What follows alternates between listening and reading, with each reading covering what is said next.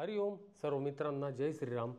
चैत्र शुक्ल प्रतिपदा आपला हिंदू नववर्षाचा पहिला दिवस, मराठी नववर्षाचा पहिला दिवस। चैत्र शुक्ल नवमी श्रीरामांचा जन्मोत्सव आपण साजरा करतो आणि चैत्र शुक्ल पौर्णिमा म्हणजे सर्वात मोठ्या राम भक्ताची आपण जन्मोत्सव साजरा करतो, हनुमान जयंती आपण साजरी करतो। म्हणजे विचार करा, हा चैत्र महिना किती पवित्र आहे। ज्या दिवशी ब्रह्माने सृष्टीच्या रचनेचा आरंभ केला तोच दिवस चैत्र शुक्ल प्रतिपदा आणि त्याच दिवशी आपण गुढी उभारून नवीन वर्षाचं स्वागत करतो। त्याच दिवशी प्रभू श्रीरामांचा राज्याभिषेक अयोध्येमध्ये संपन्न झाला आणि त्याच्याच 9 दिवसांनंतर जो जन्मोत्सव साजरा करतो तेच ते आपण श्री रामनवमी आणि त्याचीच पौर्णिमेचा उत्सव म्हणजे हनुमान जन्मोत्सव।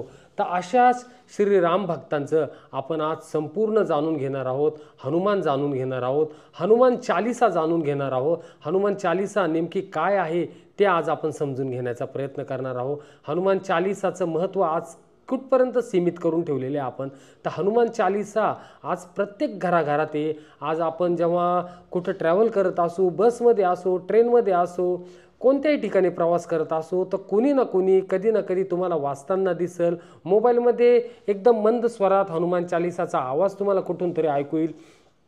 परंतु मित्रांनो, हनुमान चालीसाला आपण कुठपर्यंत सीमित करून ठेवलेले? आपल्याला जेव्हा सुखदुःख येतात, संकट येतात, तेव्हाच आपल्याला हनुमंतांची आठवण येते का? तेव्हाच हनुमान चालीसाचं पठण करायचं का? हनुमान चालीसा फक्त मंगळवारी शनिवारी आपण सीमित करून ठेवलेली आहे का? हनुमानांच्या मंदिरात जायचं आणि हनुमान चालीसा मंगळवार शनिवारी म्हणायची? कोणत्या ग्रहांची स्थिती आपली बदलली, आपल्या राशीमध्ये काही अनुकूल प्रतिकूल स्थिती निर्माण झाली तेव्हा हनुमान चालीसा म्हणायची का? तर हनुमान चालीसाला एवढं सीमित न ठेवता हनुमान चालीसाचा प्रगल्भ अर्थ आपण ह्या हनुमान जन्मोत्सवाच्या दिवशी जाणून घेण्याचा प्रयत्न करणार आहोत। आणि हनुमान जन्मोत्सवाच्या शुभेच्छा या हनुमान चालीसाच्या पठणाने, या हनुमान चालीसाच्या अर्थित गर्भाने काय अर्थ आहे हे जाणून घेऊन मी त्याच हनुमान जन्मोत्सवाच्या शुभेच्छा तुम्हा सर्वांना देऊ इच्छित आहे। तर सुरू करूया आजचा आपला एपिसोड हनुमान चालीसाचा मराठी संपूर्ण अर्थसहित। श्री गणेशांना वंदन करून आपण सुरू करूया। वक्रतुंड महाकाय सूर्यकोटी समप्रभ निर्विघ्नं कुरु मे देव सर्वकार्येषु सर्वदा। श्री गुरूंना वंदन करूया। गुरुर्ब्रह्मा गुरुर्विष्णू गुरुर्देव महेश्वरः गुरुर साक्षात परब्रह्म तस्मै श्री गुरवे नमः। हनुमानांचं स्मरण करायचं आणि हनुमानांचं स्मरण करण्याआधी सर्वात आधी आपल्याला स्मरण करावं लागेल रामांचं एक आपण छोटंसं भजन गाऊया। श्रीराम जय राम जय जय राम, श्रीराम जय राम जय जय राम, श्रीराम जय राम जय जय राम, श्रीराम जय राम जय जय राम, श्रीराम जय राम जय जय राम, श्रीराम जय राम जय जय राम, श्रीराम जय राम जय जय राम, श्रीराम जय राम जय जय राम।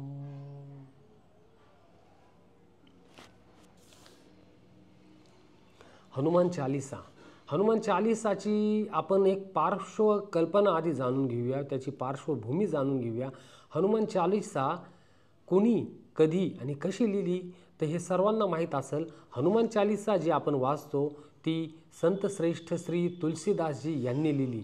संत श्रेष्ठ तुलसीदास यांनी रामचरित मानस याची रचना पूर्ण झाल्यानंतर देखील त्यांच्या मनात असं काहीतरी चलबिचल होती का काहीतरी अपूर्ण राहिलेले। मी रामचरित मानस तर लिहिले परंतु कुठंतरी काहीतरी माझं अपूर्ण कार्य राहिलेले आणि हीच मनाची खंत त्यांनी पूर्ण केली हनुमान चालीसा लिहून। हनुमान चालीसाच्या निर्मितीची कथा देखील फार रोचक आहे।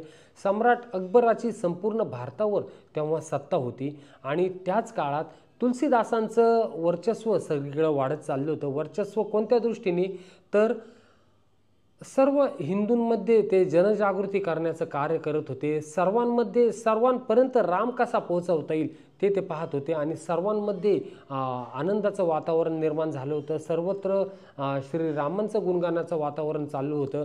तेव्हा अकबरांना वाटलं का ह्या तुलसीदासांनी असा काय चमत्कार केलेला आहे, तो चमत्कार मी देखील पाहू इच्छितो. त्यांना दरबारात हजर केलं गेलं. अकबरांनी फरमान सोडलं का तुलसीदास, तुम्ही मला हा चमत्कार दाखवा, का तुम्ही सर्व लोकांवर जी जादू केलेली ती मला दाखवा, तुमचा चमत्कार काय आहे. तेव्हा तुलसीदासांनी नकार दिला की मी असा काहीही चमत्कार केलेला नाही, मी फक्त श्रीरामांचं गुणगान गातो, मी फक्त श्रीरामांचा भक्त आहे. तेव्हा त्यांचं हे असं बोलणं ऐकून, राजाविरुद्ध त्यांचं बोलणं ऐकून अकबरांनी त्यांना जेलमध्ये कैद केलं. ते जेलमध्ये जेव्हा राहिले तेव्हा 40 दिवस अकबराच्या जेलमध्ये राहिले होते. आणि त्या 40 दिवसामध्ये एक दिवसामध्ये जी एक चौपाई त्यांनी लिहिली, त्या 40 दिवसामध्ये अशा 40 चौपाया त्यांनी लिहिल्या. आणि ती चौपाई आपण आज हनुमान चालीसा म्हणून पठण करत असतो, ऐकत असतो, श्रवण करत असतो. जेव्हा हनुमान चालीसा त्यांनी लिहायला सुरुवात केली तेव्हा तिथं रोज माकडे यायला लागली, वानरे यायला लागली. आधी 1, 2, 3, 4 अशी म्हणजे अकबराच्या तो जो महल होता जिथं कैद करून ठेवलं होतं त्या ठिकाणी वानरांचा वावर सुरू झाला. आणि असं करता करता 40 दिवसापर्यंत इतके वानरांची संख्या तिथं वाढली आणि इतका वानरांचा धुमाकूळ धुडकूस त्या राज्यामध्ये अकबराच्या जिथं तुलसीदासांना कैद करून ठेवलं होतं तिथं झाला. आणि अकबरांच्या लक्षात आलं का खरोखर हे श्रीराम भक्त आहे, श्री हनुमान भक्त आहे. त्यांनी 40व्या दिवशी त्यांची इच्छा नसतानाही त्यांची तिथून सुटका केली आणि अशा रीतीने हनुमान चालीसाची निर्मिती झाली. तर आज आपण हनुमान चालीसा नव्याने समजून घेण्यास प्रारंभ करू.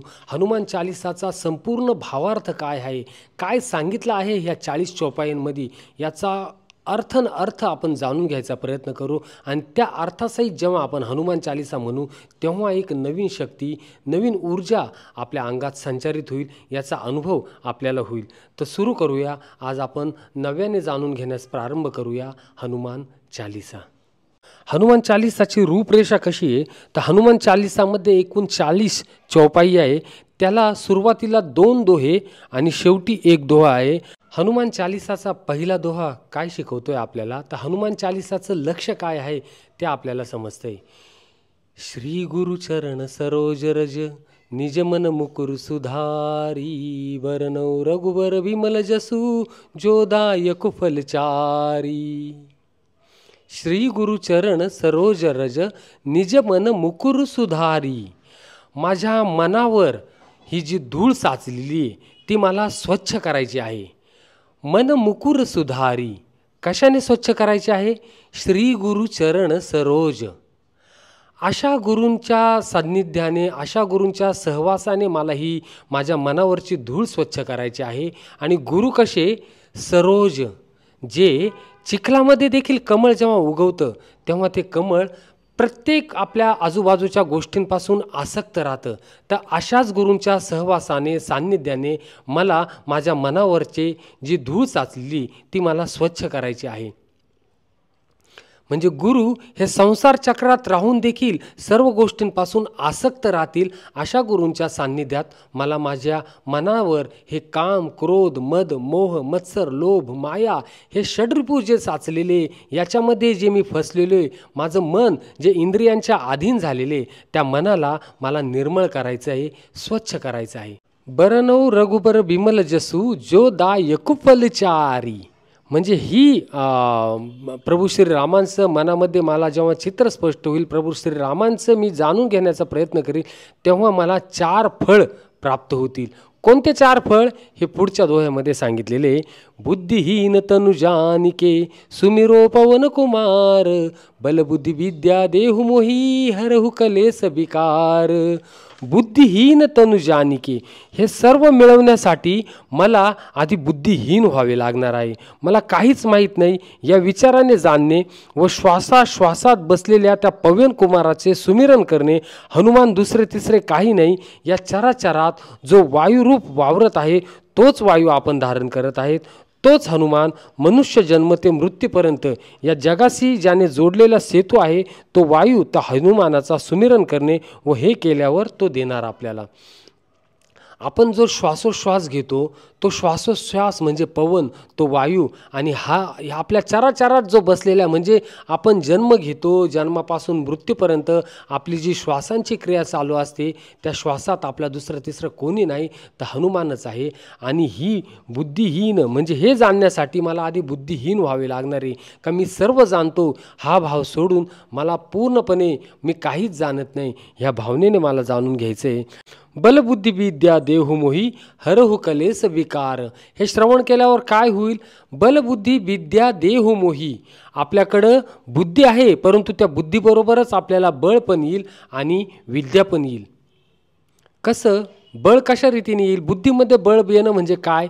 तर ज्या वेळेस आपण एखादं कार्य आपल्याला माहीत आहे हे चुकीचं आहे, त्यावेळेस त्याला स्पष्ट नकार देण्याला सुद्धा आपल्या बुद्धीमध्ये बळ लागतं, सामर्थ्य लागतं, करेज लागतं. तेच बलबुद्धी विद्या देहु मोही. आणि त्या बुद्धीमध्ये विद्या आली म्हणजे ती बुद्धीचा योग्य वापर कसा करायचा, कुठे हो म्हणायचं, कुठे नाही म्हणायचं, या संपूर्ण जीवन व्यवहारामध्ये बुद्धीचा हा वापर विद्या आणि बळाने कसा करायचा. तर बलबुद्धी विद्या देहु मोही हरेहु कलेस विकार. आणि जेव्हा अशी बुद्धी प्राप्त होईल तेव्हा माझे क्लेश विकार हे संपूर्ण नष्ट होऊन जातील. पतंजलींनी 5 क्लेश सांगितलेले, अविद्या, अस्मिता, राग, द्वेष आणि अभिनिवेश. हे जे 5 क्लेश आहे ते 5 क्लेशांचे विकार दूर झाल्यावर माझ्या बुद्धीला धार येईल आणि बरोबरच मी आत्मतत्वात रममाण होऊन जाईल. तर स्पष्ट ह्या 2 दोह्यांमध्ये हनुमंता म्हणजे ह्या 2 दोह्यांमध्ये आपल्याला हनुमान चालिसाचा उद्देश काय आहे ते स्पष्ट झालेले. त्याच्यामुळं हे जे 2 दोहे ते महत्त्वाचे. श्री गुरुचरण सरोज रज निजमन मुकुल सुधारी बरनौ रघुबर विमल जसू जोदायक फलचारी. माझं मनरूपी दर्पण हे गुरूंच्या सरोजरूपी गुरूंच्या चरणांद्वारे स्वच्छ व्हावे. कुठपर्यंत? तर प्रभू श्रीरामांची कृती माझ्या मनामध्ये स्पष्टपणे दिसून येईल. मग मला 4 फळं प्राप्त होतील. ते 4 फळं कोणते? धर्म, अर्थ, काम, मोक्ष. जोपर्यंत मला तृप्ती नाही होत तोपर्यंत मला हे 4 फळं माझे प्राप्त होतील. तृप्ती कोणत्या अर्थाने? तृप्ती म्हणजे मला जेवढं पाहिजे तेवढं मला मिळालं म्हणजे मी तृप्त झालो असं नाही. जे आहे जेवढं आहे त्याच्यामध्ये सुख आणि समाधानाने राहणं, संतोषाने राहणं म्हणजे तृप्त होय. मी धर्माने तृप्त झालो मग मी कामाकडे जाईल. धर्म अर्थ, धर्माने तृप्त झालो मग मी अर्थ म्हणजे माझ्याकडे जेवढे पैसे आलेले तेवढ्या पैशांमध्ये मी तृप्त झालो म्हणजे काम. धर्म अर्थ काम, आणि कामात जेवढं मी तृप्तता मिळवली त्याच्यानंतर मोक्ष.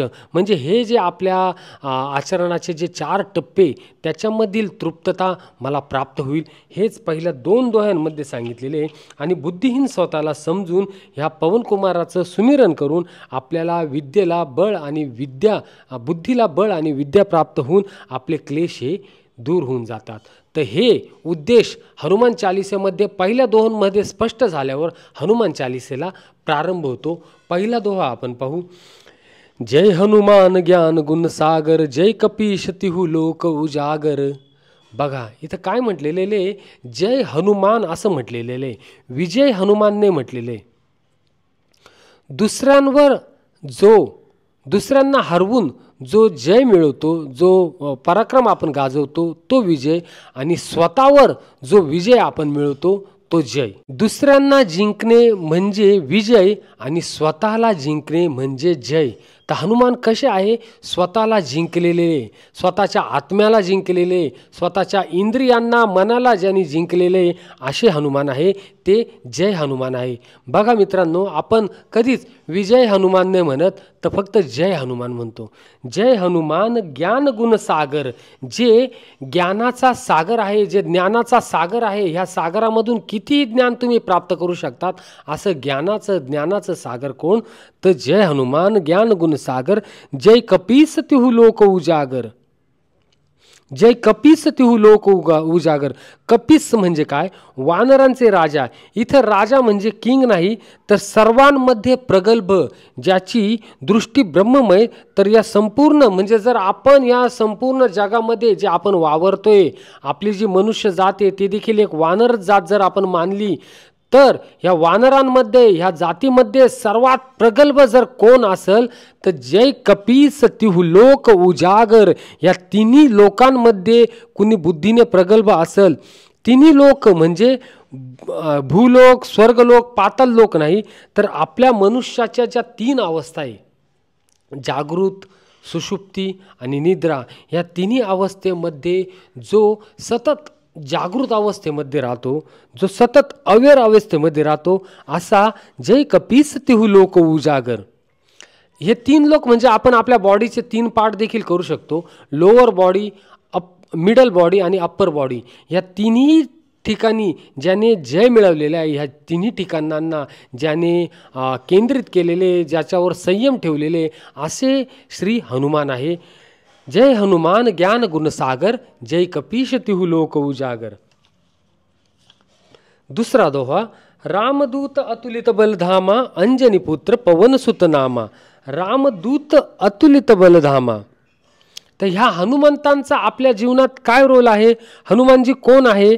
तर हनुमानजी हे स्वतः कुणीच नाही, पण श्रीरामांचे ते दूत आहे. रामदूत म्हणजे हनुमान एवढे विशेषण, एवढ्या उपाध्या, एवढं ज्ञान असून देखील ते स्वतःला काय म्हणतात ते, का मी कोणीच नाही, मी शून्य आहे, मी फक्त रामदूत आहे. रामदूत अतुलित बलधामा, हे अतुल्य बळ त्यांच्याकडे आहे आणि त्यांच्याकडे फक्त या जन्माची बेडी लावण्याची, बेडी पार करण्याची आपण प्रार्थना करतो. खरोखर आपलं दुर्भाग्य आहे की हनुमंताकडे एवढं अतुल्य बळ आहे का आपण फक्त ह्या जन्मातच त्यांच्याकडे मागतो का, हे देवा माझं ह्या जन्मात मला आत्ता दुःख आलं, माझं दुःख दूर कर, हे देवा माझं संकट दूर कर, असंच मागतो. परंतु त्यांच्याकडे इतकं अतुलित बळ आहे, इतकं अतुलित सामर्थ्य आहे का तुमचं जन्माजन्मीच्या बेड्या त्या पार करतील, जन्माजन्मीचा तुमचा उद्धार करतील. असं जय कपीस तिहू लोक उजागर, रामदूत अतुलित बलधामा, अंजनी पुत्र पवनसुत नामा. असे हे अंजनीचे पुत्र पवनसुत नाम आहे. ते प्राण ऊर्जेने भरलेले आहे. हे पवन म्हणजे काय मित्रांनो? आपल्या शरीरामध्ये ऊर्जा कोणती आहे? तर ही प्राण ऊर्जा आहे. आणि आपल्याला प्राण कशातून मिळतो? तर वायूतून मिळतो. मनुष्याचा जन्म होण्यापासून तर मृत्यूपर्यंत जो आपला श्वासोश्वास चालू असतो तो फक्त वायूवर आधारित असतो. मनुष्याने जर जेवण केलं नाही तर तो 21 दिवस जगू शकतो. मनुष्याने जर पाणी पिलं नाही तर कदाचित 8, 9, 10 दिवस तो जगू शकतो. परंतु वायूशिवाय मनुष्य किती दिवस जगू शकेल? क्षणभरसुद्धा मनुष्य लगेच गुदमरायला लागेल. त्याच्यामुळे ह्या वायूचं महत्त्व फार अतुल्य आहे आपल्या जीवनामध्ये. आपल्याला आणि ह्या ब्रह्मांडाला जोडणारी जी नाळ आहे ती वायूची आहे. म्हणून ही प्राण ऊर्जा, या प्राण ऊर्जेचा स्वामी कोण आहे? तर ते असे श्री हनुमान आहे. दोहा तिसरा पाहू आपण. महावीर विक्रम बजरंगी, कुमति निवार सुमति के संगी. महावीर विक्रम बजरंगी, पॉवर ऑफ हनुमान. महावीर विक्रम बजरंगी. महावीर कोणाला म्हणतो मित्रांनो आपण? जो एक असतो तो वीर, आणि जे अनेक असतात ते महावीर. वीर तो जो तुमच्या शरीराची रक्षा करेल, आणि महावीर तो जे तुमच्या मन आणि आत्म्याची रक्षा करेल. वीर पुरुष कोण असतो? जो आपल्या शरीराची रक्षा करतो. पण महावीर कोण? जो आपल्या मन आणि आत्म्याची रक्षा करतो. आपण जैन धर्मांचे तीर्थंकर महावीर वर्धमान जैन यांना देखील महावीर म्हणतो आपण. का म्हणतो? कारण की त्यांनी देखील त्यांच्या मन आणि आत्म्याला विजय मिळवलेला होता. त्यांनी आपल्या मन आणि आत्म्याला केंद्रित केलं होतं, संयमित ठेवलं होतं. त्याच्यामुळे त्यांना देखील आपण महावीर म्हणतो. आणि असे हनुमान देखील हे महावीरच आहे. कारण की यांनी फक्त शरीराची रक्षा नाही केली, तर ते आपल्या मन आणि आत्म्याची देखील रक्षा करतात. आत्मा आणि यांची पण रक्षा करणार, त्यांनाच पूजले जाते. मग ते महावीर आहे. विक्रमासारखे महावीर आहे. महावीर विक्रम बजरंगी. ते कशासारखे महावीर आहे? तर ते विक्रमासारखे महावीर आहे. विक्रम बेताळच्या कथा तुम्हाला माहीत असेल. सम्राट विक्रमादित्य ज्यांच्या याच्यावरून आपण विक्रम संवत्सर म्हणतो. आता विक्रम संवत्सर कोणतं चालू आहे? विश्वासू नाम संवत्सर चालू आहे आणि आपलं शालिवान शक 1947 आणि विक्रम संवत माझ्या अंदाजाने 2081 आता चालू आहे, जर मी चुकत नसेल तर चेक करून घेऊ शकतात. अशा विक्रम राजाप्रमाणे महावीर आहे. विक्रम वेताळच्या कथा तुम्हाला माहीत असतील. विक्रम राजा जेव्हा वेताळाला आपल्या खांद्यावर घ्यायचा आणि जेव्हा चालायला लागायचा तेव्हा वेताळ त्यांना कथा सांगायचा. ते वेताळ 25 तुम्ही ह्या कथा पाहिलेल्या असतील. फार छान सारा असतो. जेव्हा वेताळ त्यांना प्रश्न विचारायचा, काहीतरी गोष्ट सांगायचा आणि त्या गोष्टीचं सार काय आहे, याच्यात खरं काय आहे खोटं काय आहे याचं उत्तर जेव्हा विक्रम द्यायचा तेव्हा वेताळ पुन्हा निघून जायचा. म्हणजे आपल्या देखील जीवनात आपण जेव्हा एखाद्या चुकीच्या मार्गावर जात असू, परंतु जेव्हा आपण आपल्या मन आणि आत्म्याला ताब्यात घेऊ तेव्हा आपल्याला योग्य मार्ग लाभल्यावर आपल्या शरीरातील हे षड्रिपू आपोआप दूर होतील. महावीर विक्रम बजरंगी कुमती निवार सुमती के संगी, कुमती निवार सुमती के संगी. असे विक्रम महावीर बजरंगबली काय देतात तर ते तुमची कुमती घेऊन टाकतात आणि तुम्हाला सुमती देतात. महात्मा ज्योतिबा फुले काय म्हणतात, विद्येविना मती गेली, मती विना नीती गेली. मतीचा शब्द किती महत्त्वाचा आहे. म्हणजे जर विद्या गेली तर मती जाते, मती गेली तर नीती जाते आणि नीतीविना मनुष्य अधर्माकडे वळला जातो. त्याच्यामुळे भगवंताचं हनुमंताचं जेव्हा स्मरण, हे हनुमान चालिसाचं पठण आपण जेव्हा करू तेव्हा आपली कुमती ही आपोआप दूर होते आणि आपल्याला सुमती येते. म्हणजेच आपण नीतियुक्त धर्माचरण करायला प्रारंभ होतो. दोहा चौथा पाहू आपण. कंचन बरण बिराज सुबेसा, कानन कुंडल कुंचित केसा. कंचन बिरण बिराज सुबेसा, कानन कुंडल कुंचित केसा. कंचन एक प्रकारचा ग्लो आहे. हनुमंताकडे जेव्हा आपण बघतो तेव्हा त्यांच्या प्रकारचा एक तेजस्वी आपल्याला दिसतो. एक प्रकारचा ग्लो, चेहरा एकदम असा तेजस्वी भगवंताचा आपल्याला दिसत असतो. कंचन बरण बिराज सुबेसा, बिराज सुबेसा आणि त्यावर त्यांनी आभूषणं घातलेली. ज्याप्रमाणे आपण रामरक्षा स्तोत्रामध्ये देखील प्रभू श्रीरामांचं वर्णन करताना म्हणतो का एकदम कमलनयनाप्रमाणे तुमचे डोळे आहे, तुमची कांती एकदम तेजस्वी आहे आणि आभूषणांमुळे तुम्ही एकदम तेजस्वी दिसत आहात. तुमच्या जटांचाच मुकुट तुम्ही परिधान केलेले आहे, त्याच्यामुळे तुमचं रूप हे मनोहर दिसत आहे प्रभू श्रीराम. आणि त्याचप्रमाणे हनुमंताचं रूप देखील हे इथं त्यांचा चेहरा तेजस्वी आहे आणि त्यांनी परिधान केलेल्या अंगावरील आभूषणांमुळे ते अजून खुलून दिसत आहेत. परंतु ह्या आभूषणांमध्ये सर्वात महत्त्वाचं आभूषण कोणतं सांगितलं, कानन कुंडल कुंचित केसा. त्यांनी कानामध्ये जे कुंडल घातलेले ते एकदम शोभून दिसत आहे. आता इथं विचार करायची गोष्ट आहे मित्रांनो, हनुमंतांनी डोक्यापासून तर पायापर्यंत अनेक आभूषणं घातलेली, परंतु कानाच्या कुंडलांचाच इथं उल्लेख काय केलेला आहे. तर जेव्हा लहान बाळ जन्माला येतं तेव्हा आपण ते कानांमध्ये छेद करतो, कर्णछेद करतो त्या बाळांचा. हे कर्णछेद का करतो आपण, त्याच्यामागं अशी कथा सांगितली जाते, असं वाचण्यात देखील आलेले का हे कर्णछेद केल्यामुळं आपल्या ज्या नसा असतात डोक्याजवळच्या त्या नसा खुलतात आणि इथं एक नस अशी असते का ज्याच्यामुळे आपल्या बुद्धीचा विकास व्हायला सुरुवात होतो. म्हणून इथे स्पेसिफिकपणे कानन कुंडल कुंचित केस असं सांगितलेले आहे. आणि जे बुद्धिमतां वरिष्ठमे आपण रामरक्षा स्तोत्रमध्ये वाचतो, मनोजवम मारु ततुल्य वेगम बुद्धिमतां वरिष्ठम. जे बुद्धिमत्तेमध्ये वरिष्ठ आहे अशा बुद्धीची ती देवता आहे आणि त्या बुद्धी आपल्याला इथून ह्या कानातील कर्णछेदामुळे प्राप्त होती आणि त्याच्यामुळेच कानन कुंडल कुंचित केसा. दोहा पाचवा पाहू आपण. हाथ वज्र ओ ध्वजा बिराजे, कांधे मुंज जनेऊ साजे. हाथ वज्र ओ ध्वजा बिराजे. ज्यांच्या हातामध्ये वज्र आहे. वज्र कोणतं, तुम्हाला लहानपणची ती आपण कथा ऐकलेल्या हनुमंतांच्या, त्या कथेमध्ये आपण ऐकलं असेल की हनुमंत जेव्हा बाल हनुमान होते तेव्हा आश्रमांमध्ये साधू मुनींना ते त्रास देत होते आणि त्यांचा त्रास इतका अनिवार्य झाला का मुनींनी इंद्राकडे प्रार्थना केली आणि इंद्राने वज्र नावाचं त्यांचं अस्त्र हे हनुमंतावर चालवलं आणि हनुमंतांनी काय केलं, ते वज्र अस्त्र झेललं आणि त्यांनी ते गिळून घेतलं. फार छान छान कथा आहे बाल हनुमानांच्या. आणि ते असं हात वज्र ओ ध्वजा बिराजे, त्यांच्या हातात ते वज्र आहे, त्यांच्या हातात ध्वजा देखील आहे, म्हणजे ध्वजेच्या पताकेखाली ते नतमस्तक आहे. श्रीरामांच्या जवळ आपण जेव्हा फोटो बघतो हनुमंताचा तेव्हा ते श्रीरामांच्या चरणाजवळ नतमस्तक अवस्थेतच असतात. हात वज्र ओ ध्वजा बिराजे, कांधे मुंज जनेऊ साजे, अशी ध्वजा त्यांनी आपल्या खांद्यावर घेतलेली आहे. आणि जनेऊ साजे, त्यांनी ब्राह्मणांसारखं जनेऊ त्यांनी धारण केलेले आहे, ते सुद्धा त्यांना एकदम चांगल्या प्रकारे शोभून दिसत आहे. तर इथं आपण आता काय बघू शकतो मित्रांनो, ह्या श्लोकाकडे पाहून काय अर्थ आपण काढू शकतो. तर हात वज्र, त्यांच्या हातात वज्र आहे. तर वज्र कोण धारण करतात? हातात ज्यांच्या शस्त्रास्त्रे असतात आपण त्यांना काय म्हणतो? क्षत्रिय. त्यांच्या हातात ध्वजा आहे आणि ते नतमस्तक आहे, त्यांच्या मनात सेवेचा भाव आहे. इथं त्यांना आपण काय म्हणू शकतो? क्षुद्र.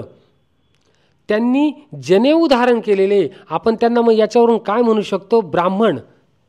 मग आपण ते भगवंतांनी जे 4 वर्ण सांगितलेले, क्षत्रिय, वैश्य, ब्राह्मण आणि क्षुद्र, तर ह्या 4 वर्णामध्ये ते क्षत्रिय पण आहे, ते ब्राह्मण पण आहे, ते क्षुद्र पण आहे.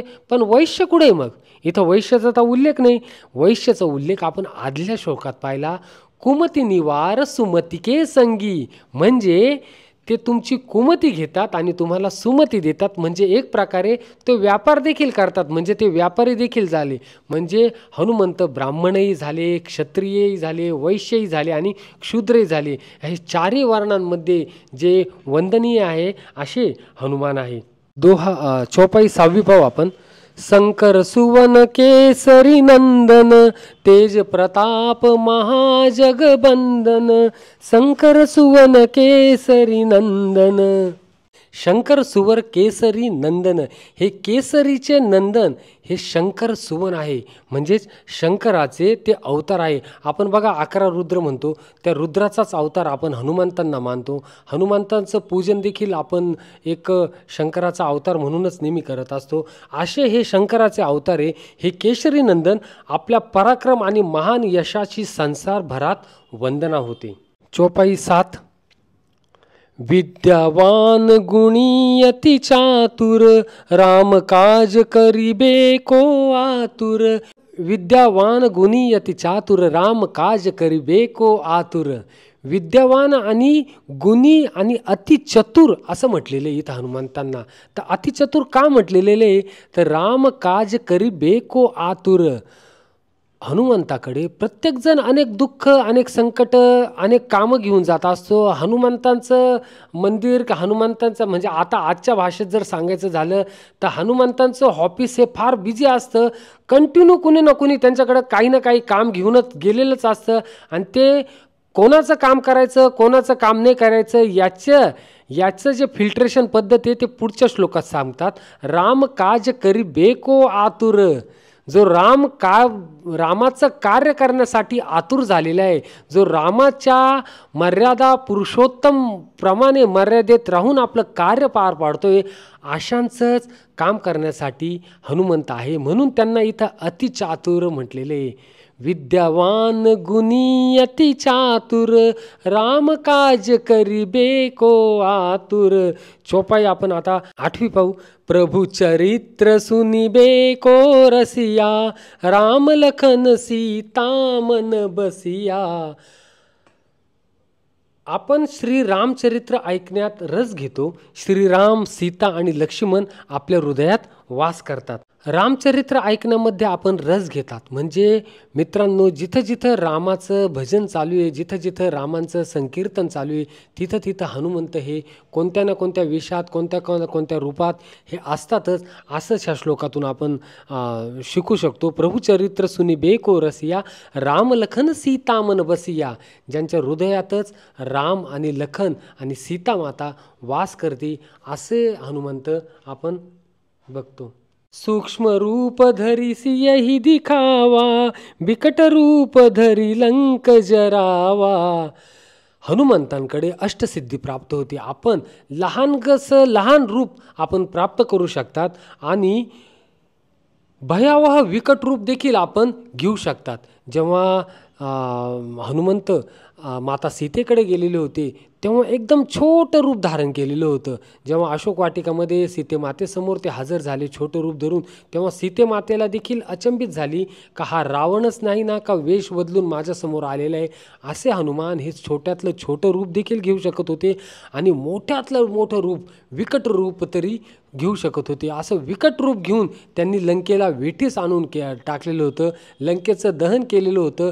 लक्ष्मण जेव्हा मूर्छित पडले होते तेव्हा देखील विकट रूप धरून एका रात्रीतून त्यांनी संजीवन बूटी ते घेऊन आलेले होते. असे प्रभू श्री हनुमान आहे. सूक्ष्म रूप धरी सियई दिखावा, बिकट रूप धरी लंक जरावा. 10वी चौपाई पाहू. भीम रूप धरी असुर सहारे, रामचंद्र के काज सवारे. भीम रूप धरी असुर सहारे, आपण विकराळ रूप घेऊन राक्षसांचे वध केले आणि श्रीरामांच्या उद्देशांना यश मिळवून दिले. भीम रूप म्हणजे इथं भीम म्हणजे पांडवांतले भीम नाही तर रूपामधलं भीम. असं भीम रूप तुम्ही घेतलं आणि असुरांचा संहार केला, राक्षसांचा वध केला आणि रामचंद्रांच्या उद्देशांना यश मिळवून दिलेले. म्हणजे इथपर्यंत पहा मित्रांनो, आपण इथपर्यंत जर हनुमान चालीसाचं जर पठण केलं तर आपल्याला एक प्रकारे श्रीरामांचं जीवनाचा पट आपल्यासमोर येईल. हनुमंतांचं आपल्याला बालपण दिसलं, हनुमंतांचं किष्किंधा कांडातलं थोडंसं वर्णन दिसलं, हनुमंत कोणाचे पुत्र आहे त्याचं वर्णन आपल्याला मिळालं, हनुमंतांचं जे लहानपणीच्या कथा होत्या त्याचं वर्णन आपल्याला मिळालं. हनुमंत सीतेमातेला सूक्ष्म रूप धरून गेले आणि लक्ष्मण मूर्छित पडले तेव्हा ते संजीवनी बूटी घेऊन आले आणि राक्षसांचं वर्णन म्हणजे इथपर्यंत आपल्याला पूर्ण रामायणाचाच उल्लेख इथपर्यंत आपण बघू शकतो. चौपाई 11 आपण पाहूया. लाय सजीवन लखन जियाये, श्री रघुबीर हरषि उर लाये. आपण आत्ताच वर्णन केलं. लाय सजीवन लखन जियाये, लक्ष्मणांना मूर्छित अवस्थेतून जिवंत करण्यासाठी संजीवन आणला तुम्ही, संजीवनी घेऊन आले. हिमालयात जाऊन एका रात्रीतून लंकेवरून तिथपर्यंत गेले आणि तिथून अनेक विघ्न आले तुमच्या वाटेमध्ये, तरी देखील तुम्ही ती घेऊन आले आणि श्री रघुबीर हर्षि उर लाये, असे रघुकुळातील श्रेष्ठ पुरुष हे हर्षोल्लिस झाले, ते एकदम आनंदित होऊन गेले. चौपाई 12 पाहू आपण. रघुपति कीन्ही बहुत बड़ाई, तुम मम प्रिय भरत ही सम भाई. आणि रघुकुल तिलक श्रीरामांना एवढा आनंद झाला का त्यांनी भरतासारखाच तू माझा एक भाऊ आहे, माझा बंधू आहे असं हनुमंतांना सांगितलं. रघुपति कीन्ही बहुत बड़ाई, अशा रघुकुल तिलक श्रीरामांनी तुमची बरेचशी बढाई केली, तुमचे बरेचसं गुणगान गायलं आणि तुम मम प्रिय भरतही समभाई, तू मला भरतासारखा प्रिय आहे, माझ्या भरतासारख्या भावासारखा तू आहे असंच भगवंतांनी सांगितलं. सहस बदन तुम्हारो जस गावे, असं काही श्रीपती कंठ लगावे. असं म्हणत श्रीरामांनी आपल्या हृदयाशी तुम्हाला लावलं. तुमचं यश 1000 मुखाने गाजवण्यासारखेच आहे. मित्रांनो, आपण श्रीराम रक्षा स्तोत्र म्हणतो तेव्हा आपण रामरक्षा स्तोत्र का म्हणत आहे? श्रीराम प्रीत्यर्थे, श्रीरामांचं आपल्याला प्रीती प्राप्त हो, आपल्याला प्रेम प्राप्त हो म्हणून आपण रामरक्षा स्तोत्र म्हणतो. आणि इथं सांगितलेले श्रीरामांनी हनुमंताला हृदयाशी लावलं, कारण की त्यांनी संजीवन बूटी आणली, श्रीरामांचे दूत ते राहिलेले. आणि तुमचं यश 1000 मुखाने गाजवण्यासारखे आहे, तुमचं यश 1000 मुखाने गाजवण्यासारखं आहे असंच सांगितलं गेलेलं आहे. चौपाई 14. सनकादिक ब्रह्मादि मुनीसा, नारद सारद सहित अहिसा. श्री सनक, श्री सनातन, श्री सनंदन, श्री सनत कुमार आदि मुनी ब्रह्मा, आदि देवता, नारद, सरस्वती, शेषनाग सर्व आपले गुणगान करतात. तर या ब्रह्मांडातील हे जे देव आहे, सनतकुमार, नारद, मुनिश्रेष्ठ आणि सरस्वती देवी, शेषनाग सर्वजण तुमचे कायम गुणगान करतात, असंच इथं ह्या 14व्या चौपाईत सांगितलेले. 15व्या चौपाईत देखील कंटिन्यू इथं सांगितलेले, जम कुबेर दिक्पाल जहाँ ते, कभी कोबिद कही सके कहाँ ते. जम कुबेर दिक्पाल जहाँ ते, यमराज, कुबेर, इतर सर्व दिशांचे रक्षक, कवी, विद्वान, पंडित किंवा कोणीही आपल्या यशाचे पूर्णतः वर्णन करू शकत नाही. तुमचं यश इतकं अतुल्य, इतकं अतुलित आहे का यमराज, कुबेर, दिक्पाल, सर्व दिक्पाल म्हणजे सर्व दिशांचे रक्षक, कवी, विद्वान, पंडित, कुणी राहो, हे तुमचं गुणगान, हे पूर्ण यशाचं वर्णन हे कुणीही करू शकत नाही. चौपाई 16, तुम उपकार सुग्रीव ही कीना, राम मिलाय राजपद दीना. आपण प्रभू श्रीरामांशी, सुग्रीवाशी भेट करून उपकार केले. का? कारण की ते नंतर किष्किंधाचे राजा झाले. असे तुम्ही सुग्रीवांवर उपकार केलेले आहे. तुम उपकार सुग्रीव ही कीना. नंतर 17वी चौपाई, तुम्हारो मंत्र विभीषण माना, लंकेश्वर भय सब जग जाना. आपल्या उपदेशांचे विभीषणाने पालन केलं, ज्याने ते लंकेचे राजा झाले, हे सर्व जगाला माहीत आहे. सुग्रीव राजा झाले कोणामुळं? हनुमंतांमुळं. विभीषण लंकेचे राजा झाले कोणामुळं? हनुमंतामुळं.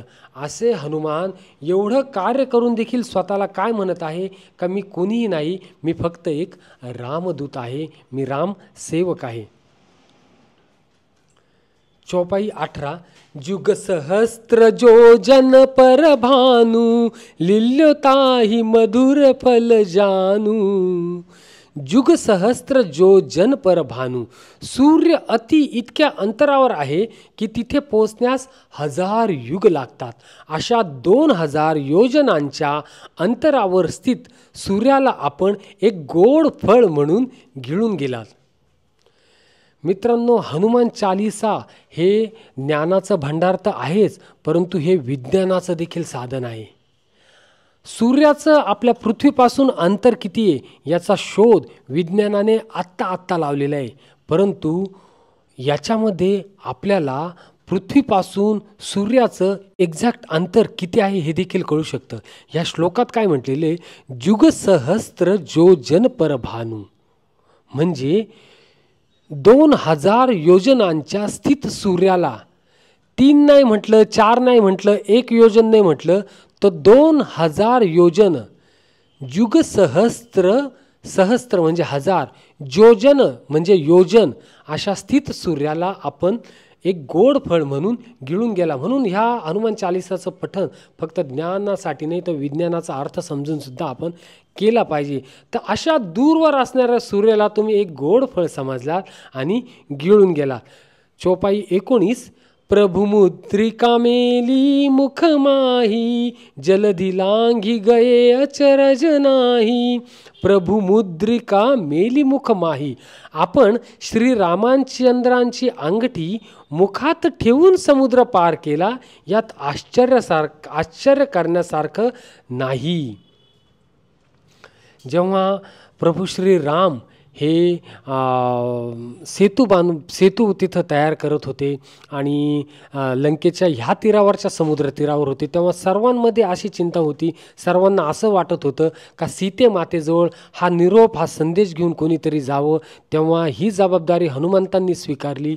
परंतु मी सीते मातेला तुमची ओळख सांगू कशी, आणि सीता माता का खरोखर मी तुमचा दूत म्हणून आलेलो आहे याची ओळख कशी पटवू, म्हणून प्रभू श्रीरामांनी जी अंगठी दिली ती अंगठी तुम्ही तुमच्या मुखात घेऊन गेले आणि अशी अंगठी घेऊन गेले.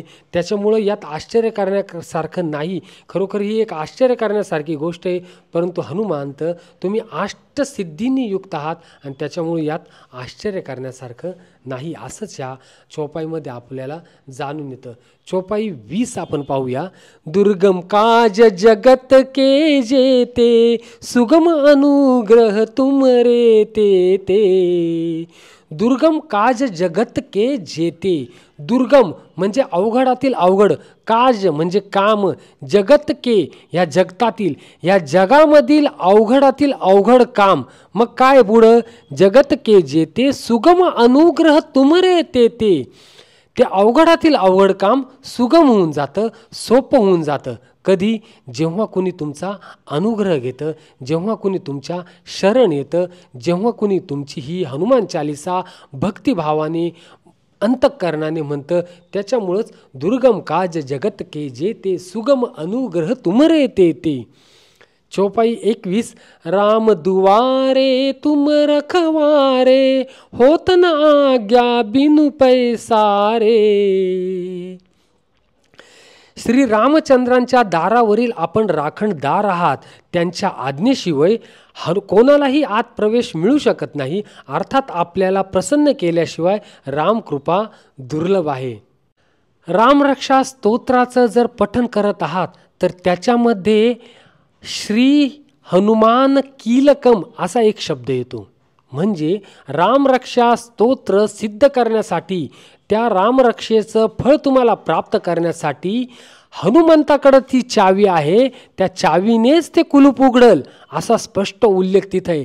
त्याच्यामुळं या श्लोकात देखील असंच म्हटलेलं आहे की श्री रामचंद्रांच्या दारावरील या अयोध्या नगरीमधील तुम्ही राखणदार आहात. तुमच्या आज्ञेशिवाय कोणालाही प्रवेश मिळणार नाही. तुम्ही आधी पारखून घ्याल का हा व्यक्ती रामचंद्रांचा निस्सीम आहे का, रामचंद्रांच्या पावलावर पाऊल टाकून मर्यादेत राहून हा जीवन व्यतीत करत आहे का. आपण पहिल्या दोह्यामध्ये पाहिलं की श्री गुरुचरण सरोज रज निजमन मुकुर सुधारी, बरनौ रघुबर विमल जसू जो पहा दो जो दायक फलचारी. बुद्धिहीन तनु जानिके सुमिरो पवन कुमार, बलबुद्धी दी विद्या दोही मोही हरहु कलेस बिकार.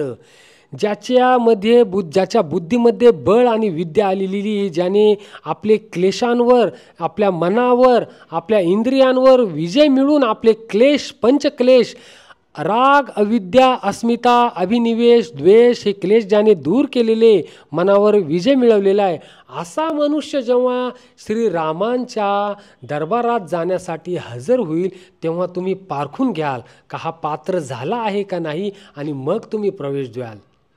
रामरक्षा स्तोत्राचं पठण करत असताना मी त्याच्यामध्ये उदाहरण दिलं होतं. आपल्याला भारत देशामधून दुसऱ्या देशात जायचे, पृथ्वीवरील कोणत्याही देशात जायचे तर काय लागतं आपल्याला, सर्वात आधी लागते आपल्याला परवानगी. त्या देशाचा व्हिजा लागतो. तो व्हिजा आपल्या पासपोर्टवर लागतो आणि मग आपल्याला एअरपोर्टवर पासपोर्ट चेक झाल्यावर तो व्हिजा पाहून ते म्हणतात तुमचं आमच्या देशात स्वागत असो. तुम्ही आता व्हिजा मिळवलेला आहे, तुम्ही आमच्या देशात यायला तयार झालेले आहात. त्याचप्रमाणे श्रीरामचंद्रांच्या दरबारात श्रीरामचंद्रांपर्यंत जाण्याआधी आपल्याला ह्या हनुमंतांना पार करून आपल्याला जावं लागेल. तिथं आपली परीक्षा होईल. पुढची चौपाई पाहू आपण. सब सुख लहे तुम्हारी सरना, तुम रक्षक काहो को डरना. आपल्या शरणी येणारा प्रत्येक भक्त आनंद प्राप्त करतो आणि आपण रक्षा करणारे असल्यावर भीत नाही. तुमच्या शरणाला जो जो भक्त येतो तो आनंदालाच प्राप्त होतो. आणि तुम्ही जर रक्षा करणार असाल तर मला भीती कसली, निर्भय होईल, मी अभय होईल. भगवंत गीतेमध्ये सांगतात अभयम सत्व संशुद्धीर ज्ञान योग व्यवस्थिती. दैवी संपदेचे लक्षण, दैवी संपदेचं वर्णन करताना श्रीकृष्ण अर्जुनाला काय सांगतात की दैवी संपदेने युक्त काय आहे, आणि दैवी संपदामध्ये पहिला गुण ते कोणता सांगतात, अभयम. का माझा भक्त जो दैवी गुणांनी युक्त आहे तो अभय पाहिजे, त्याला भय नाही पाहिजे. मित्रांनो, जेव्हा सैन्य लढाई करायला जाते तेव्हा सर्वात पुढं असतो तो सेनापती. आणि सेनापतीची निवड कोणाची होती, जो अभय आहे, ज्याने भयाला आपल्याजवळ थारा दिलेला नाही. त्याच्यामुळे आपल्यामध्ये अभय केव्हा होईल, आपल्यामधील भय केव्हा दूर होईल, जेव्हा सब सुख लहे तुम्हारी सरना, तुम रक्षक का हो को डरना. या रामचंद्रांच्या पावलावर पाऊल टाकून जेव्हा आपण चालायला लागू, हनुमंताकडे आपली परीक्षा पूर्ण होईल, तेव्हा आपण शरणी येणारा प्रत्येक भक्ताला आनंद प्राप्त होईल आणि आपोआपच तो अभय प्राप्त होईल. चौपाई 23 आपण पाहू. आपन तेज सम्हारो आपै, तीनों लोक हाकते कापै. आपन तेज सम्हारो आपै. आपल्याशिवाय आपला वेग कुणीही थांबवू शकत नाही. आपल्या गर्जनेने तिन्ही लोक थरथर कापतात. इथं हनुमंतांचं वर्णन केलेले, हनुमंतांच्या शक्तीचं वर्णन केलेले का तुमचा वेग तुमच्याशिवाय कुणी थांबवू शकत नाही. हनुमंत तुम्हीच तुमचा वेग हा थांबवू शकतात आणि तुम्ही जर गर्जना केली तर तिन्ही लोक हे थरथर कापतात. श्लोक 25, श्लोक चौपाई 24. भूत पिशाच निकट नहीं आवे, महावीर जब नाम सुनावे. येथे महावीर हनुमानाचे नाव घेतलं जातं, तिथं भूत पिशाच जवळ देखील फिरत नाही. मित्रांनो, हा श्लोक फार म्हणजे फेमस आपण म्हणू शकतो. चौपाईतला प्रत्येकाला माहीत असतो. भूत पिशाच निकट नाही आवे, महावीर जब नाम सुनावे.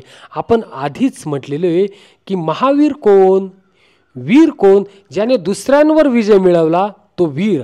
महावीर कोण, ज्याने स्वतःवर विजय मिळवला तो महावीर.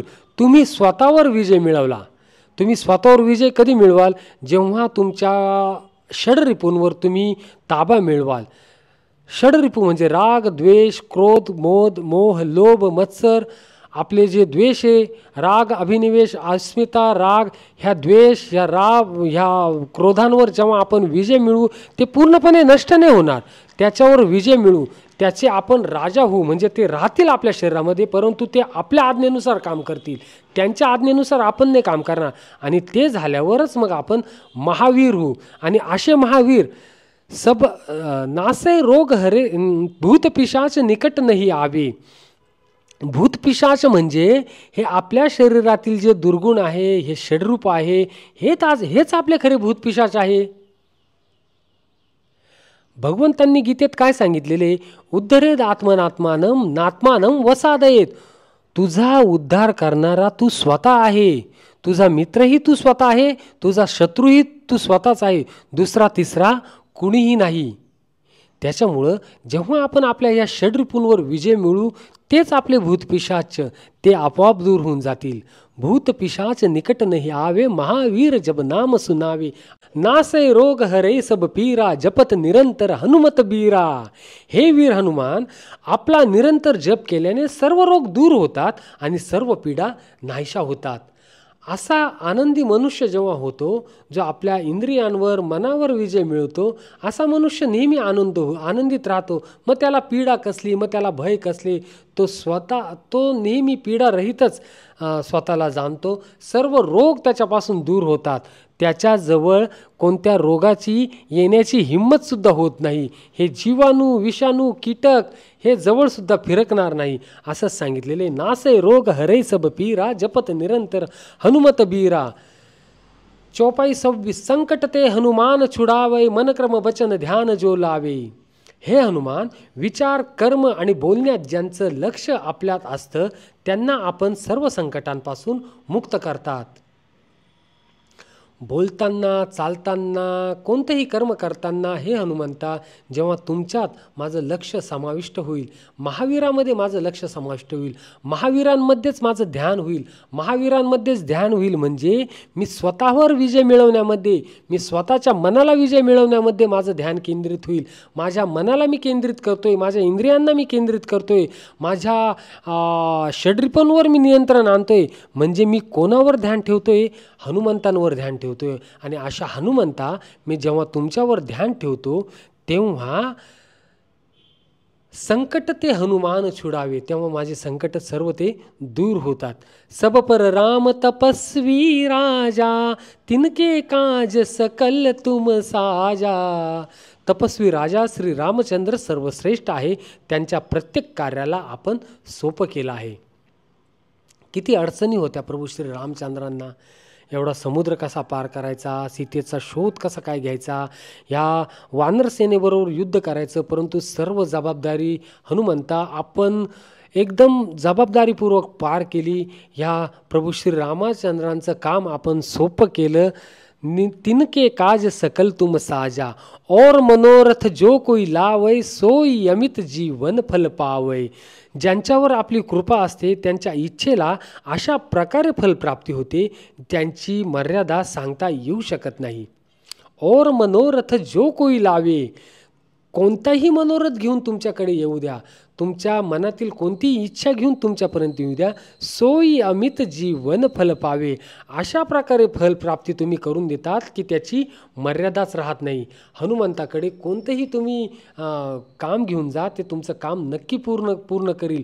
परंतु कधी आधी त्याच्यासाठी आपण काही नियम बघितलेले, त्या नियमांनुसार ते काम घेऊन जा.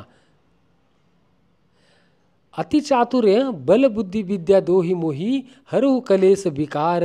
क्लेश बुद्धी तर देतीलच, परंतु विद्यावान गुणी अतिचातुर, राम काज करिबे को आतुर. कधी जेव्हा तुम्ही श्रीरामांच्या सन्मार्गावर जाण्याचा प्रयत्न कराल, तेव्हाच हे चतुर असलेले हनुमंत त्यांच्या याच्यात तुम्हाला चेक करतील आणि मग हे तुमचे कामं मनोरथ पूर्ण होतील. चौपाई 29. चारो जुग परताप तुम्हारा, हे प्रसिद्ध जगत उजियारा. चारही युगांमध्ये सतयुग, त्रेतायुग, द्वापारयुग आणि कलियुगात आपलं यश पसरलेलं आहे. भगवान, जगात आपली कीर्ती सर्वत्र प्रकाशमान आहे. प्रसिद्ध जगत उजियारा, सर्व जगतामध्ये प्रकाश पोहोचलेला आहे. तुमच्या या कीर्तीमुळे संपूर्ण जग हे प्रकाशमान झालेलं आहे. साधु संत के तुम रखवारे, असुर निकंदन राम दुलारे. बाल हनुमान जेव्हा तुम्ही होते तेव्हा आश्रमातील साधू संतांची चेष्टा मस्करी आपण केलेली आहे. परंतु हे हनुमंता, तुम्ही श्रीरामाचे लाडके झाले आणि त्याच्यानंतर सर्व साधू संत, सर्व सज्जनांची रक्षा आणि दुष्टांचा विनाशाचं कार्य हे आपण हाती घेतलेले आणि आपलं कार्य खरोखर चारही युगांमध्ये प्रसिद्ध आहे, ज्याच्यामुळे उजेड सर्वत्र पसरलेला आहे, प्रकाश सर्वत्र पसरलेला आहे. अष्टसिद्धीनो निधि के दाता, असबर दीन जानकी माता. अष्टसिद्धि नौ निधि के दाता, असबर दीन जानकी माता. अष्टसिद्धी नवनिधीचे दाता असणारे हनुमंता, तुम्हाला माता जानकीकडून हे वरदान प्राप्त झालेले आहे की तुम्ही या अष्टसिद्धी कोणालाही देऊ शकतात. मग कोणालाही देऊ शकतात तर हनुमंत कोणालाही अष्टसिद्धी देतील का हो? आपण आधीच श्लोकात पाहिलं का त्यांच्याकडे येण्यासाठी एक क्रायटेरिया आहे. तो क्रायटेरिया पूर्ण करत जेव्हा तुम्ही श्रीरामांचे निस्सीम भक्त व्हाल तेव्हाच तुम्ही हनुमंताचे देखील भक्त व्हाल. आणि हनुमंता, तुमच्याकडं ती शक्ती आहे, तुम्हीच देऊ शकतात का अष्टसिद्धी तुम्ही आम्हाला प्रदान करू शकतात. अष्टसिद्धी कोणत्यात? अणिमा, महिमा, गरिमा, लघिमा, प्राप्ती, प्राकाम्य, ईशित्व, वशित्व. अणिमा, ज्यात साधक कोणालाही दिसत नाही आणि अवघड पदार्थात प्रवेश करतो. आजकालच्या भाषेत म्हणायचं झालं तर गायब. आपण नाही का जुन्या सिरियलमध्ये पाहायचं, असा राक्षस आला का पटकन असा गायब होऊन लगेच असा धूरवर जायचा. ती सिद्धी म्हणजे अणिमा. महिमा, ज्यात योगी स्वतःला खूप मोठं बनवतो. महिमा, हनुमंत ह्याच सिद्धीमुळं एकदम छोट्यापासून मोठं रूप घेऊ शकायचे. गरिमा, ज्यात साधक स्वतः वजनदार बनू शकतो. ही सुद्धा सिद्धी हनुमंतांनी जेव्हा भीमाची परीक्षा घ्यायची होती तेव्हा त्यांनी आपल्या शेपटीमध्ये शेपट एवढी वजनदार करून ठेवली होती का भीमाचं देखील गर्वाचं तिथं हरण झालं होतं. ती गरिमा. लघिमा, ज्यात साधक हवं तितकं हलका होऊ शकतो. ह्याच सिद्धीचा उपयोग करून हलकं वजन घेऊन हनुमंत हे हिमालयाकडे संजीवनी आणायला गेलेले होते. प्राप्ती, ज्यात इच्छित पदार्थांची प्राप्ती होती. प्राकाम्य, ज्याने इच्छेनुसार पृथ्वीत सामावू शकतो, आकाशात उडू शकतो. हे तर माहीतच आहे तुम्हाला हनुमंतांनी याचा कसा उपयोग करायचा. ईशित्व ज्याने सर्वांवर शासन करण्याचं सामर्थ्य प्राप्त होतं. वशित्व ज्यात दुसऱ्यांना वश करता येते. राम अशा प्रकारे ह्या अष्टसिद्धी देण्याचं हनुमंता तुमच्याकडेच एक वरदान आहे जे जानकी मातेने तुम्हाला दिलेलं आहे. चौपाई 32. राम रसायन तुम्हारे पासा सदा रहो रघुपती के दासा. आपण निरंतर श्री रघुनाथाच्या शरण राहतात, ज्यामुळे आपल्याकडे वृद्धापकाळ आणि असाध्य आजारपणाला नाश करण्यासाठी राम नाम औषधी आहे. तुम्हारे भजन राम को पावै जन्म जन्म के दुख बिसरावै. आपलं भजन केल्याने श्रीराम प्राप्त होतात आणि जन्मजन्मांतरीचं दुःख हे नाहीसं होतं. मित्रांनो, ह्या चौपाईमध्ये अनेक जण इथं म्हणतात तुम्हारे भजन राम को भावै.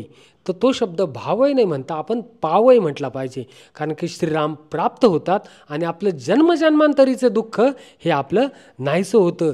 ह्याच जन्माचं नाही तर अनेक दुःख, अनेक जन्मांतराचं दुःख आपण मोक्षसुद्धा प्राप्त करू शकतो.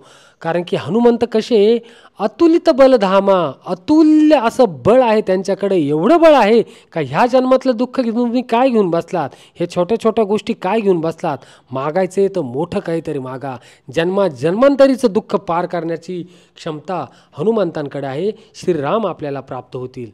चौपाई 34. अंतकाल रघुबर पुर जाई जहाँ जन्म हरि भक्त कहाई. आपल्या शरणात राहूनच अंतिम काळात श्री रघुनाथ धाम अर्थात वैकुंठात जाता येऊ शकतं आणि जिथे जन्म मात्र हरिभक्ताच्या रूपात मिळतो. मी तुमच्या शरणात कायम राहिलो प्रभू, तर तुम्ही अंतिम काळात मला रघुनाथ धाम आणि वैकुंठात घेऊन जाता आणि माझा जन्म पुढे हरिभक्ताच्या रूपातच मला मिळतो. चौपाई 35. और देवता चित्त न धरई हनुमत सेई सर्व सुख करई. हे हनुमान, आपली सेवा केल्याने सर्व प्रकारचे सुख प्राप्त होतात, मग इतर देवतांची गरज भासत नाही. हनुमंता, सगळ्या देवतांची पूजा करून तेच फळ मिळणार आहे मला, परंतु मी फक्त तुमची जरी पूजा केली तरी मला सर्व सुख प्राप्त होतील, जी इतर देवांची पूजा करून मला मिळेल. मग इतर देवतांची गरज मला भासत नाही. इथं तुलसीदास स्पष्ट करताय की तुम्ही श्रीरामांची भक्ती केली का आपोआप हनुमान भक्तीचं फळ देखील तुम्हाला मिळेल. हनुमानांची भक्ती केली तरी श्रीरामांची भक्तीचं पुण्य तुम्हाला मिळेल. श्रीराम अवतार आहे कोणाचे? श्री विष्णूंचे. श्री विष्णू, ब्रह्मा, महेश सर्वांची पूजेचं फळ आपल्याला प्राप्त होईल एकट्या हनुमंताच्या पूजनेचं. चौपाई 36. संकट कटे मिटे सब पीरा जो सुमिरे हनुमत बलबीरा. हे वीर हनुमान, आपलं स्मरण केल्याने सर्व संकट आणि वेदना नाहीशा होतात. इथं हनुमंत, इथं तुलसीदास आपल्याला वारंवार हे सांगतात का हनुमंताचं स्मरण चिंतन केल्यावर तुमचं संकट दुःख दूर होईल आणि त्याच्यामुळेच हनुमान चालिसाचं पठण आपण हे केलं पाहिजे. अर्थपूर्ण पठण हे नेहमी करत राहिलं पाहिजे. 37. जय जय जय हनुमान गोसाई कृपा करहु गुरुदेव की नाई. हे स्वामी हनुमान, आपला जय असो, जय असो, जय असो. आपली माझ्यावर कृपालू श्री गुरु समान कृपा असावी. तुमची माझ्यावर एखाद्या गुरुसारखी कृपा असावी. माझं काही चुकलं तुम्ही मला मार्गदर्शन करावं आणि तुमचा कायम नेहमीच जय असो, जय असो, जय असो, त्रिवार जयकार असो. या तिन्ही लोकांमध्ये तुमचा जय जयकार असो. आपण आधीच श्लोकाची सुरुवात केली होती चौपाईची. जय हनुमान ज्ञान गुण साकर. विजय जो प्राप्त करतो तो दुसऱ्यावर जय प्राप्त करतो स्वतःवर. असे हनुमंता, तुमचा जय जयकार करून आम्ही आमचा स्वतःवर देखील विजय प्राप्त करू, आमच्या स्वतःला देखील आम्ही संयमित करू. त्यामुळे तुमचा नेहमी जय जयकार असो. जो शत बार पाठ कर कोई छूट ही बंदी महासुख होई. असं 100 वेळा हनुमान चालीसा म्हटल्याने मी सर्व बंधनातून मुक्त होईल आणि मला परमानंद मिळेल. मी एकदा जर पाठ केला तर तुम्ही मला दुःखातून, ह्या जन्मजन्मांतरीच्या माझ्या प्रवासातून तुम्ही मला मुक्त कराल, तुम्ही मला मोक्षाला प्रदान करा. परंतु जर 100 वेळा मी जर पठण केलं तर त्याचं पुण्य तर किती महान असेल, हेच या श्लोकामध्ये, हेच या चौपाईमध्ये सांगितलेलं आहे. जो यह पढ़े हनुमान चालीसा, होय सिद्धि साखी गौरीसा. तुम्हाला यश निश्चित प्राप्त होईल, तुमच्या मनोकामना निश्चित पूर्ण होतील. कोणाला साक्षी धरून?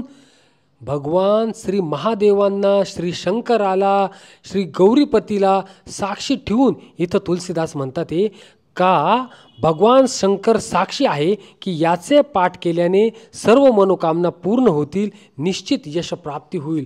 रामरक्षा स्तोत्राचा पाठ जेव्हा आपण करतो तेव्हा त्याच्या शेवटच्या श्लोकात देखील भगवान शंकर पार्वतीला सांगतात की मी तुला याची ग्वाही देतो का रामरक्षा स्तोत्राचं पठण जो करतो त्याला विष्णू सहस्त्रनामा इतकंच प्रबळ असं पुण्य प्राप्त होतं. ही ग्वाही मी तुला देतोय. आणि इथं देखील भगवान शंकर आपल्याला ग्वाही देतात. भगवान शंकर काय करतात का ते एक प्रकारे जबाबदारी घेतात का मी ही जबाबदारी स्वीकारतो का ह्या हनुमान चालीसाचं पठण केल्यावर तुम्हाला नक्कीच मनोकामना तुमच्या पूर्ण होतील, निश्चित यश तुमच्या पदराशी असेल, तुम्ही यशवान व्हाल, कीर्तिवान व्हाल, गुणवान व्हाल, तुम्ही विजयी व्हाल, स्वतःवर विजय मिळवाल. चौपाई 40 शेवटची चौपाई आपण पाहू. तुलसीदास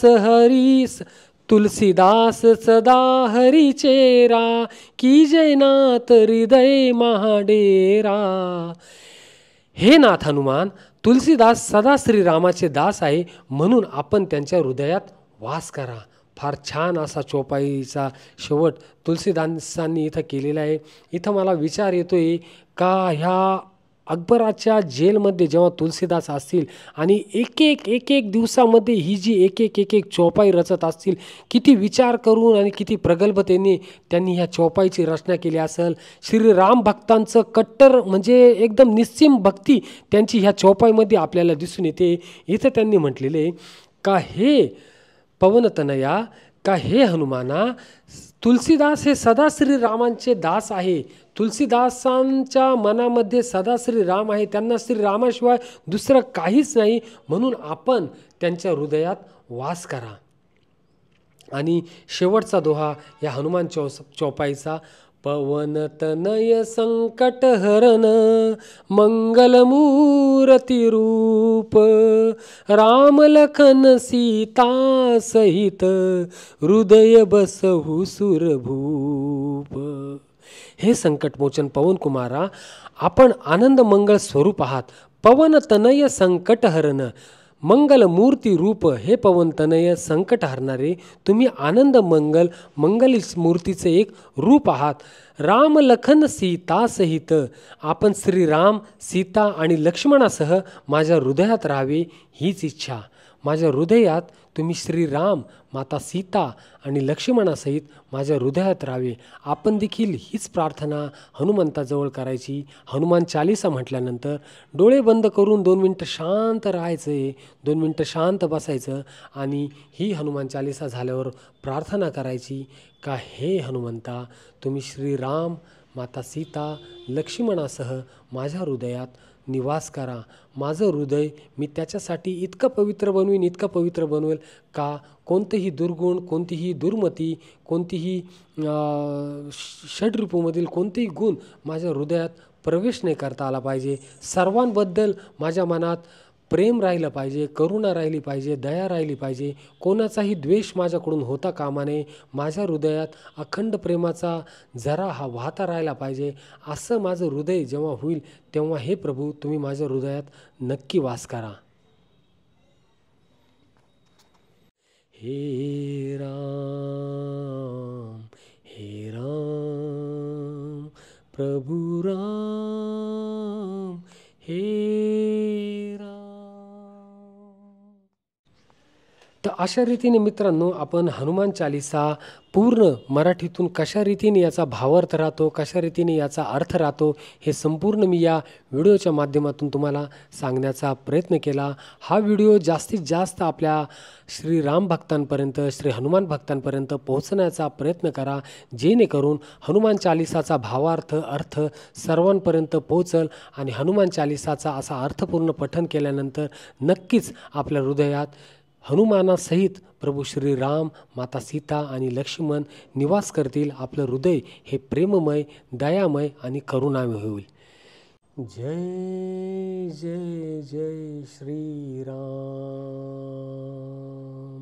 श्री गुरुचरण सरोज रज निज मन मुकुर सुधारी. बरनो रघुबर विमल जसु जो दायक फलचारी. बुद्धिहीन तनु जानिके सुमिरो पवन कुमार. बल बुद्धि विद्या देहु मोहि हरेहु कलेस विकार. जय हनुमान ज्ञान गुण सागर जय कपीश तिहु लोक उजागर. रामदूत अतुलित बल धामा अंजनी पुत्र पवन सुत नामा. महावीर विक्रम बजरंगी कुमति निवार सुमति के संगी. कंचन बरन बिराज सुबेसा कानन कुंडल कुंचित केसा. हाथ वज्र ओ ध्वजा बिराजे कांधे मूंज जनेऊ साजे. शंकर सुवन केसरी नंदन तेज प्रताप महा जगबंदन. विद्यावान गुणी यति चातुर राम काज करिबेको आतुर. प्रभु चरित्र सुनिबेको रसिया राम लखन सीता मन बसिया. सूक्ष्म रूप धरि सियहि दिखावा बिकट रूप धरि लंक जरावा. भीम रूप धरि असुर संहारे रामचंद्र के काज सवारे. लाए सजीवन लखन जियाए श्री रघुबीर हर्षि उर लाए. रघुपति कीनी बहुत बड़ाई तुम मम प्रिय भरतहि सम भाई. सहस बदन तुम्हारो जस गावे अस कही श्रीपति कंठ लगावे. सनकादिक ब्रह्मादि मुनीसा नारद सारद सहित ईसा. यम कुबेर दिक्पाल जहाते कभी कोविद कही सके कहाते. तुम उपकार सुग्रीवहि कीना राम मिलाय राजपद दीना.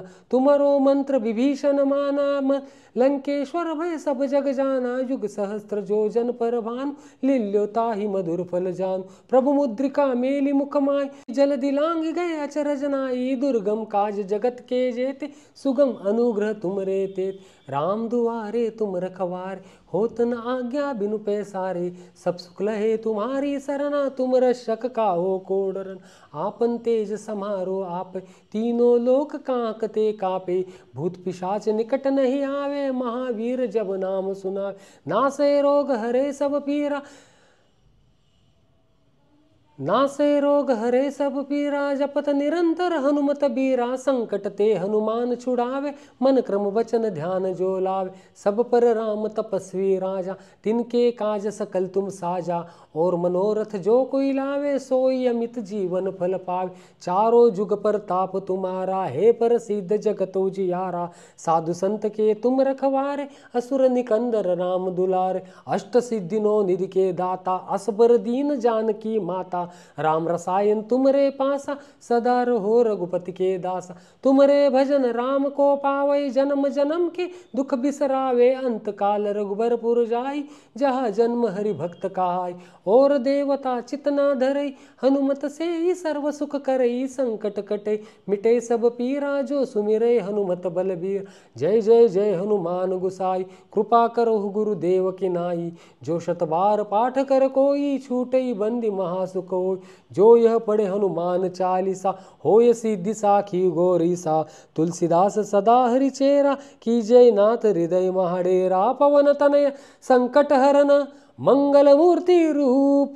राम लखन सीता सहित हृदय बसौ सुरभूप. श्री राम जय जय राम. श्री राम जय जय राम. श्री राम जय जय राम. श्री राम जय जय राम. श्री राम जय जय राम. श्री राम जय जय राम. श्री राम जय जय राम. श्री राम जय जय राम. श्री राम जय जय राम. श्री राम जय जय राम. श्री राम जय जय राम. श्री राम जय जय राम. श्री राम जय जय राम. श्री राम जय जय राम. श्री राम जय जय राम. श्री राम जय जय राम.